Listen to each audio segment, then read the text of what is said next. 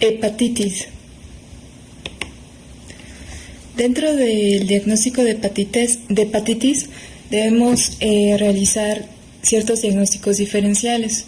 Dentro de ellos están las causas infecciosas, que pueden ser por virus hepatotropos o pueden ser por otra clase de virus como adenovirus, arbovirus, citomegalovirus, virus Epstein-Barr, herpes virus, VIH, rubiola, varicela y brucelosis. Esto dentro de las causas infecciosas, pero también hay otras causas de hepatitis que pueden ser obstructivas, o sea, ser anatómicas, como atresia biliar, quiste de colédoco, fibrosis hepática.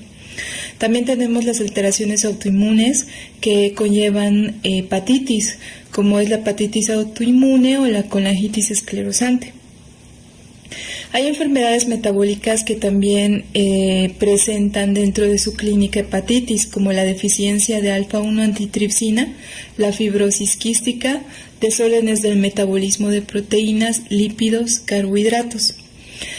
También hay que realizar un seguimiento a los pacientes que reciben fármacos por largo tiempo, como ser el paracetamol, alfa-metildopa, alcohol, isoniazida, o nutrición parenteral o amiodarona. Y hay otras causas idiopáticas como el síndrome biliar, hepatitis neonatal y síndrome de Reye. En esta ocasión el tema a exponer será hepatitis por virus hepatotropos.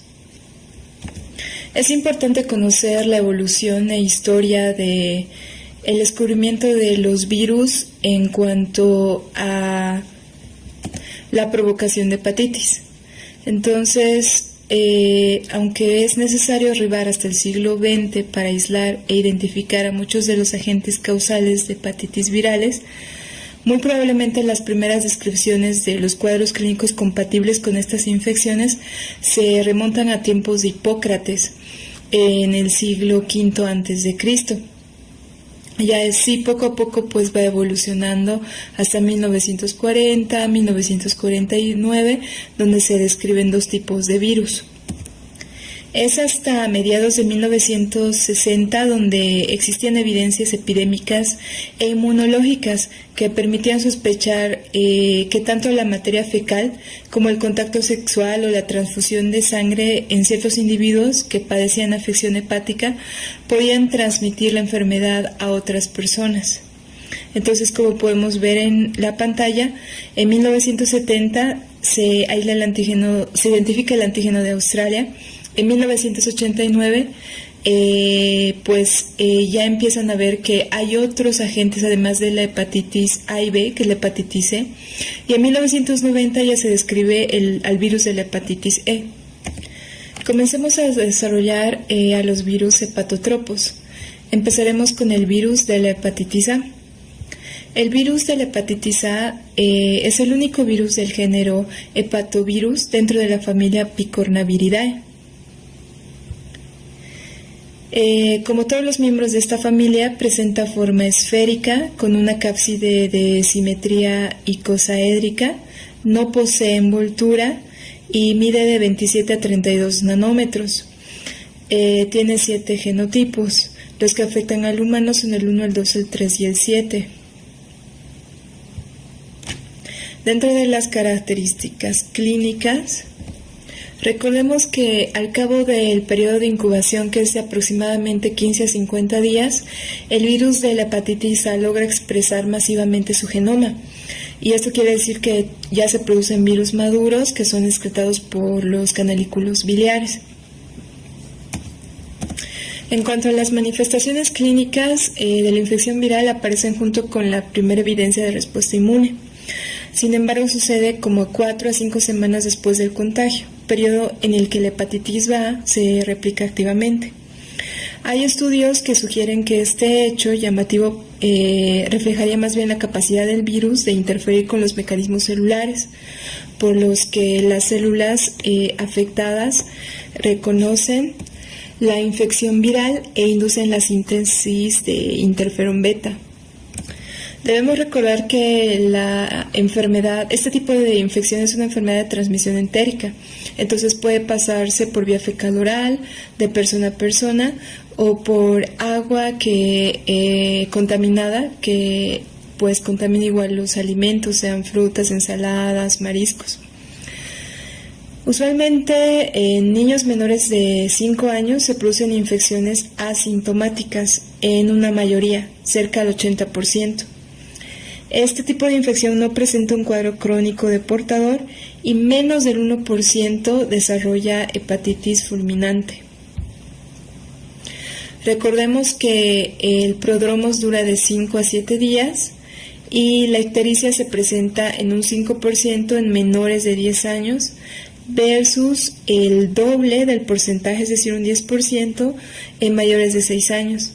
Entonces la sintomatología va inversamente proporcional a la edad del paciente. Muy por el contrario ocurre con los adultos, donde ellos presentan un 40-70% ictericia. Dentro de los exámenes de laboratorio también vamos a encontrar elevación de las transaminasas e hiperbilirrubinemia. Acá pueden ver un cuadro que presenta el porcentaje de cada síntoma, siendo dentro de los principales, la anorexia, que se presenta con un 75-85%, las náuseas que acaban en vómito en un 60-80%, astenia entre un 75-80%, fiebre de un 30-50% y dolor abdominal en un 30%. También tenemos manifestaciones extrahepáticas. Dentro de los primeros 4 lugares de estas manifestaciones se encuentra la hemólisis, la colecistitis alitiásica, la lesión renal aguda y la artritis. Recordemos que la hepatomegalia se encuentra presente en un 50-60% de los casos y la hepatalgia en un 45%. La esplenomegalia, sin embargo, solamente se presenta en un 5-15%. Recordemos que estos síntomas pueden presentarse un mes después de haber padecido el paciente la infección.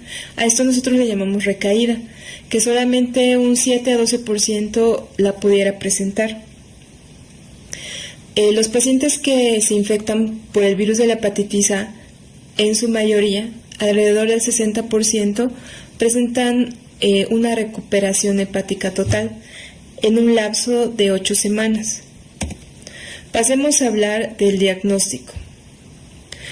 El diagnóstico presuntivo de hepatitis por hepatitis A se basa en 3 elementos fundamentales. A, que es la clínica, donde el paciente pues presentará la sintomatología que ya habíamos desarrollado, pudiendo presentar dolor epigástrico, anorexia, astenia, hepatomegalia y a veces esplenomegalia. B, por el laboratorio clínico, donde referirá coluria, colia, hipertransaminasemia, que puede o no tener hiperbilirrubinemia.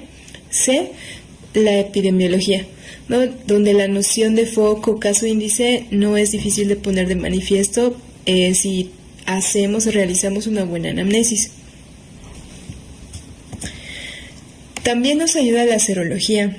Entonces, simultáneamente con la aparición del daño hepático, se detectan anticuerpos circulantes antihepatitis A de clase IgM contra las proteínas de la cápside, los que pueden inclusive preceder a la aparición de los signos clínicos. Como en casi todas las infecciones virales, la elevación de la IgM específica constituye un claro signo de infección aguda. Por esta razón, la forma más simple de realizar un diagnóstico de certeza e intentar la detección de anticuerpos IgM, antihepatitis A, tan pronto como sea posible durante el curso evolutivo de la infección, pues es el método diagnóstico más apropiado. En cuanto a este anticuerpo, alcanza su título máximo en 3 semanas y tiene valor diagnóstico si posee un título durante los primeros 30 a 40 días. Puede prolongarse hasta 3 a 6 semanas después de la infección aguda. Luego debemos poner atención en la elevación del nivel sérico de la IgG, que se produce más lentamente. Puede aparecer casi al mismo tiempo o poco después de la IgM.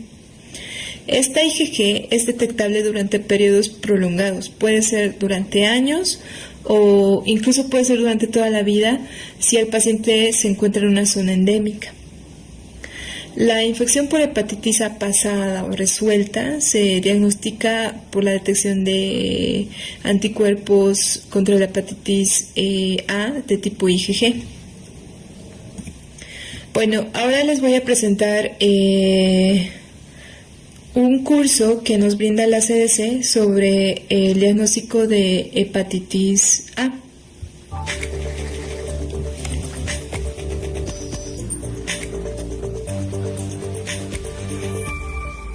Hepatitis A liver disease caused by infection with the hepatitis A virus, referred to as HAV, is diagnosed by the use of appropriate serologic tests. The diagnosis of acute hepatitis A is confirmed during the acute or early convalescent phase of HAV infection by the presence of IgM antibodies to HAV, referred to as IgM anti-HAV. This serologic marker is shown by the pink hatch line and is usually present from 5 to 10 days before the onset of clinical symptoms, noted by the purple bar. The median onset of symptoms is 28 days after infection, noted by the vertical dotted line, but can range from 15 to 50 days. IgM anti-HAV usually declines to undetectable levels within 6 months after infection.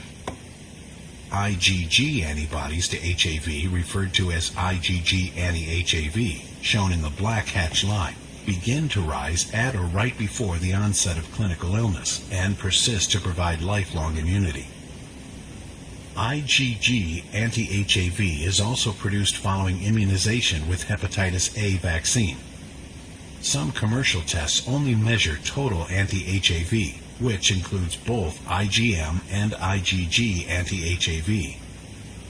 Serologic tests for IgG anti-HAV or total anti-HAV may be used to determine whether a patient has been infected with HAV in the past or remains susceptible to infection, but are not helpful in diagnosing acute illness. In persons with acute hepatitis A, HAV replicates in the liver, is excreted in the bile, and is found in highest concentrations in stool and thus peak infectivity during the 2-week period prior to onset of clinical illness. This period of viral shedding in stool is shown by the orange bar. Virus concentration in stool declines rapidly after jaundice appears in adults, although shedding may be prolonged in infected infants and children, even up to several months after the onset of clinical illness. Chronic shedding of HAV in stool does not occur. However, shedding can occur in persons who have relapsing illness. ALT, shown in blue, stands for alanine aminotransferase, a liver enzyme that is elevated when the liver is inflamed. Viremia, shown by the green bar, occurs soon after infection and persists through the peak period of liver enzyme elevation. However, methods to detect viremia are generally limited to research laboratories and are not commonly used for diagnosing illness. This segment is now complete.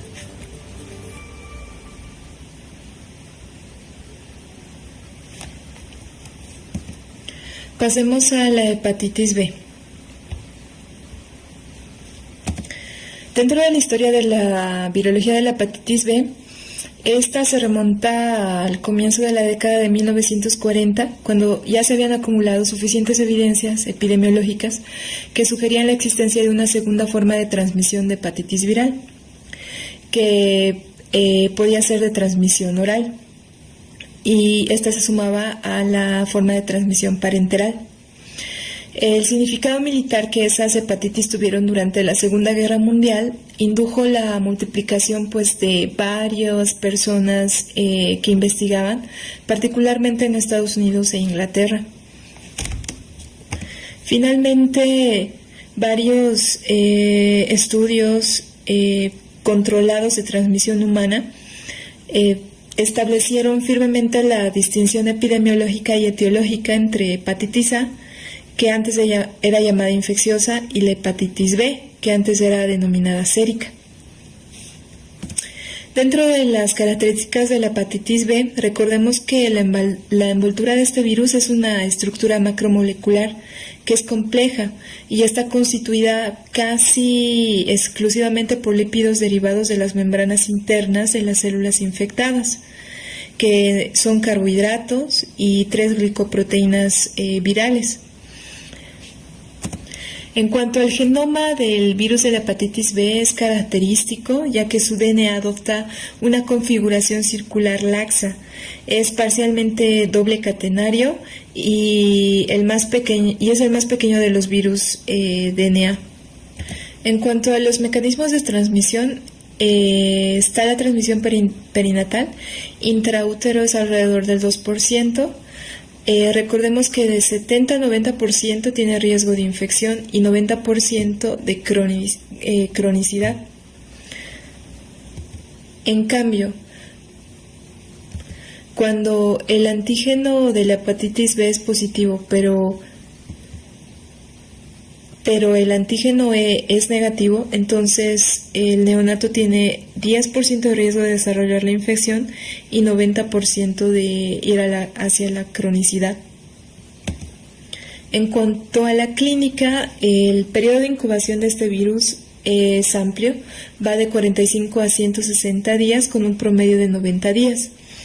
En cuanto a la infección en los pacientes pediátricos, en los lactantes menos del 5% desarrollará o presentará sintomatología. Los niños menores de 5 años presentan una proporción del 5 al 15%. Y en niños más grandes, mayores de 5 años, pues este porcentaje aumenta de 33 a 50%. De los pacientes que se infecten por virus de hepatitis B, solo el 15 y hasta el 40% de los pacientes sí presentarán secuelas y solo el 1% tiene riesgo de muerte por falla hepática. Dentro de las manifestaciones extrahepáticas que podemos apreciar están la poliarteritis nodosa, también la vasculitis renal, la glomerulonefritis, la urticaria, la acrodermatitis papular juvenil, el líquen plano oral, el linfoma no Hodgkin y la radiculoneuritis aguda. Pasemos al diagnóstico. Como pueden ver en la pantalla, nada más son los nombres de los antígenos y anticuerpos para que ustedes lo puedan relacionar con la siguiente explicación. Entonces tenemos el antígeno de superficie del virus de la hepatitis B, el antígeno nuclear, nucleocápside, el antígeno E del virus de la hepatitis B, el anticuerpo contra antígeno S, el anticuerpo contra antígeno C, el anticuerpo contra antígeno E. Dentro del diagnóstico de la hepatitis B, se basa en criterios epidemiológicos, clínicos y de laboratorio. El diagnóstico de certeza se obtiene mediante la detección de los distintos antígenos virales y sus correspondientes anticuerpos. Las técnicas más utilizadas en la actualidad para el diagnóstico serológico de la infección por virus de la hepatitis B son los inmunoensayos, como el ELISA, que son técnicas de tercera generación que tienen una alta sensibilidad y especificidad. Comencemos con el análisis serológico. Vamos a empezar con el antígeno de superficie de la hepatitis B. Es el primer marcador serológico, aparece tras la infección aguda por este virus. Usualmente empieza a detectarse entre las semanas 6 y 10 posterior a la infección y antes de la aparición de los síntomas y del incremento de los niveles séricos de las aminotransferasas hepáticas. Sí puede darse casos que pueden llegar a detectarse ya a la semana de haber sido expuesto al virus. Si en el caso que la infección aguda se resuelva, los niveles séricos de este antígeno comienzan a disminuir a los 4 a 6 meses posinfección.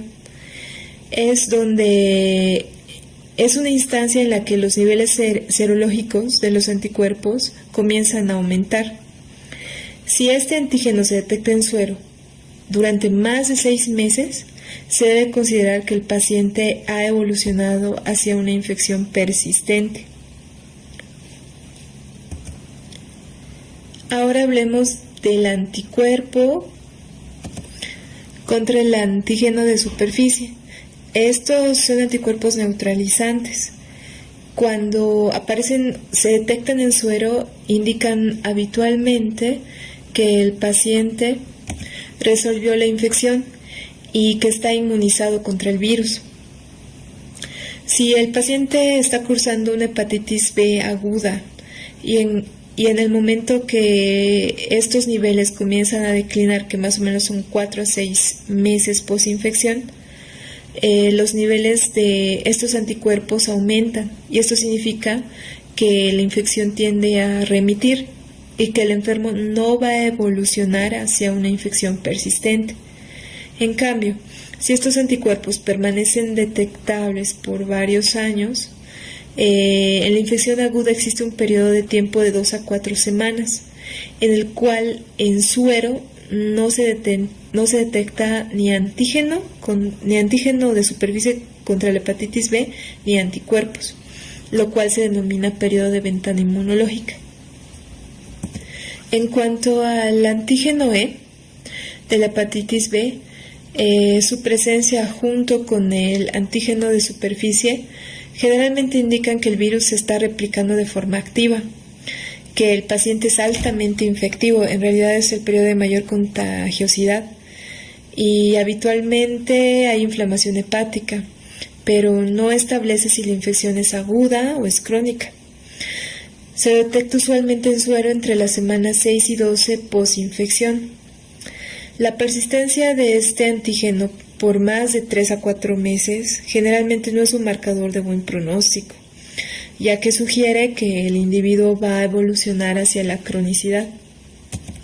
Dado que hablamos del antígeno, ahora toca hablar del anticuerpo contra el antígeno de la hepatitis C.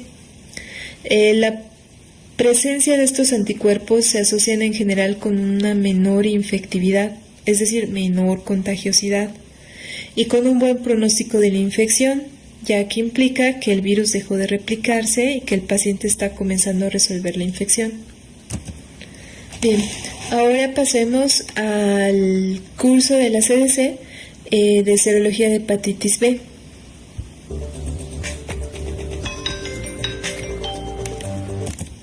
The hepatitis B virus, referred to as HBV, can be either acute or chronic.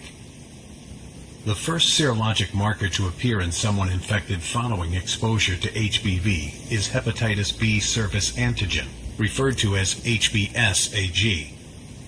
HBsAg, shown by the red hatch line, can be detected on average 1 month after exposure to the virus, but can range from as early as 1 week to 9 weeks after exposure, and may precede the onset of symptoms by 1 to 2 months. Symptoms, when present, occur on average 12 weeks after exposure to HBV, with a range of 9 to 21 weeks. This period is noted by the green bar. When the serologic test for HBsAg is positive, HBV DNA can usually be detected in the patient's blood. The duration of detection of HBsAg and hence HBV DNA is variable. About 50% of patients will test negative for HBsAg and HBV DNA by 7 weeks after symptoms of acute illness have appeared. All patients who recover from an acute infection will be HBsAg and HBV DNA negative by 15 weeks after the appearance of symptoms. Hepatitis B E antigen, referred to as HBeAg, is usually detectable in patients with acute disease and is noted by the green bar. The presence of HBeAg in serum generally correlates with higher titers of virus and greater infectivity, while the presence of antibody to hepatitis B E antigen, referred to as anti-HBe, shown by the yellow bar, denotes lower levels of virus and thus less infectivity. A diagnosis of infection of IgM class antibody to hepatitis B core antigen, IgM anti-HBC. This serologic marker is depicted by the pink hatch line. IgM anti-HBC is usually detectable at the onset of symptoms and becomes undetectable within 6 to 9 months. Total antibody, IgM and IgG, to hepatitis B core antigen, referred to as total anti-HBC and illustrated by the purple hatch line, persists indefinitely as a marker of past infection. Antibody to hepatitis B surface antigen, referred to as anti-HBs, is depicted by the orange hatch line. Anti-HBs becomes detectable during convalescence and after the disappearance of HBsAg, and generally indicates recovery and immunity from reinfection. There is a period of time, often called the window period, which occurs after the disappearance of HBsAg and before the appearance of anti-HBs. During this window period, when using routine tests for diagnosis of acute hepatitis, IgM anti-HBC and total anti-HBC may be the only serologic markers present. There is also a period of time soon after exposure when these routine tests will find only the hepatitis marker, HBsAg, present. A person with chronic hepatitis B virus infection will have both hepatitis B surface antigen, HBsAg, shown in red, and total antibody to hepatitis B core antigen, total anti-HBC, shown in blue, persistently detectable by serologic testing throughout the duration of chronicity. HBV DNA will usually be detectable in serum as well, using a nucleic acid test, or NAT. Hepatitis B E antigen, HBeAg, shown in green, generally indicates higher levels of HBV DNA and thus greater infectivity. Presence of antibody to hepatitis B E antigen, anti-HBe, shown in purple, conveys just the opposite scenario. Chronic HBV infection is diagnosed when a patient has a positive serologic test result for either HBsAg or HBeAg or HBV DNA on at least 2 separate samples 6 months apart, or when a patient has a positive test for any one of these on a single sample and has a negative test for IgM anti-HBC. Successful vaccination against HBV infection results in production of anti-HBs, with seroprotection defined as an anti-HBs level of 10 milli-international units per milliliter or more 1 to 2 months after completion of the vaccination series. HBsAg may be transiently positive for 2 to 3 weeks after vaccination, but this is clinically insignificant.